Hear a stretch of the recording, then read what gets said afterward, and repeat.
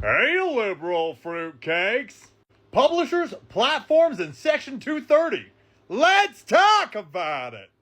I think some, not naming people, need a refresher on the difference between publishers, platforms, and the protections that Section 230 allow publishers and platforms.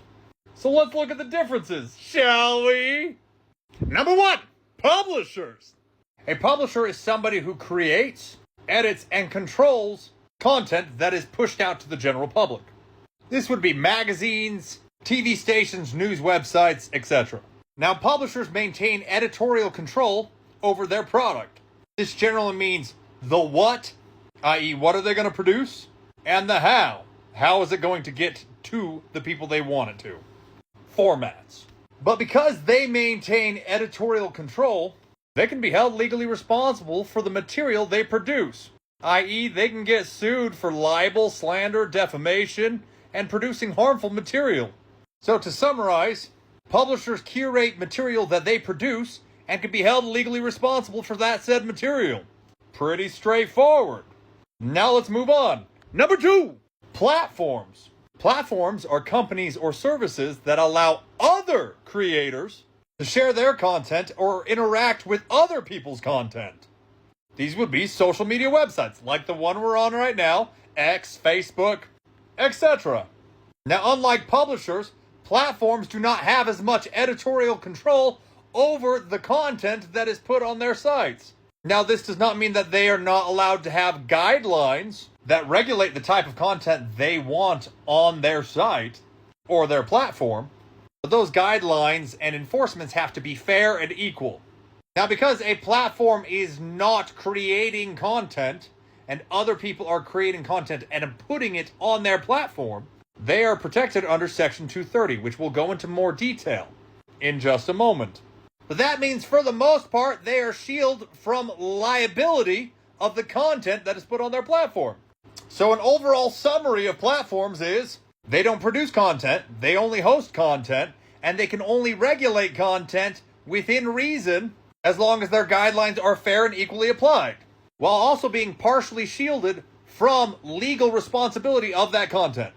So the quick differences are, one creates, the other hosts, one curates content, one can kind of curate content through community guidelines, one can be held legally responsible for the material they produce because they are creating it, and the other can kind of be held legally responsible but are protected by 230. So let's look at that! So Section 230 comes from the Community Decency Act of 1996. Now, this act shields platforms from user-created content, in part. So the key elements of this act is that platforms are not publishers, which for the most part means, and from my understanding, that they cannot be held legally responsible for the content that is held on their platform. So YouTube can't get sued for hosting somebody that says defamatory statements on their app.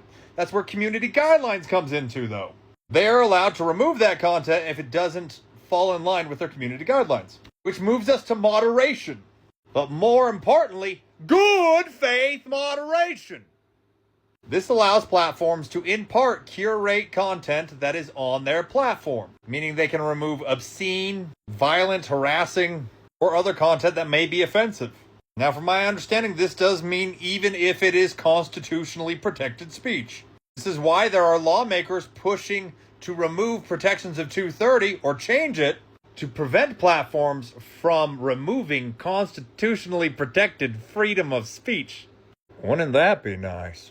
Now, the words good faith are super important, meaning they have to moderate in good faith. They have to be consistent. So just like equal enforcement under the law, if a platform has terms of service or community guidelines, they have to enforce it equally. And this is where problems begin. If they are found to be unequally enforcing their policies, which they are allowed to create, protections from Section 230 can be removed.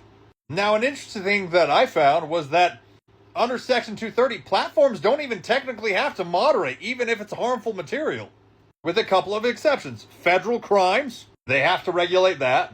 Copyright infringement or intellectual property, if they infringe on it, or they allow it to be on their site. And civil liability. Meaning if they're willfully engaging or allowing content that willfully engages in illegal activities, even if not federal. Now, some people say, Section 230 needs to stay. I agree, but it needs to change. If you're going to be a platform, you should only be able to regulate content that is not protected by our constitutional rights. Even if you're a private platform, because a lot of people say, they're a private company and they can do what they want. Yes, they can right now, because of Section 230. But if you're going to start heavily curating content and moderating content, the lines start to blur from platform to publisher. Have a good day!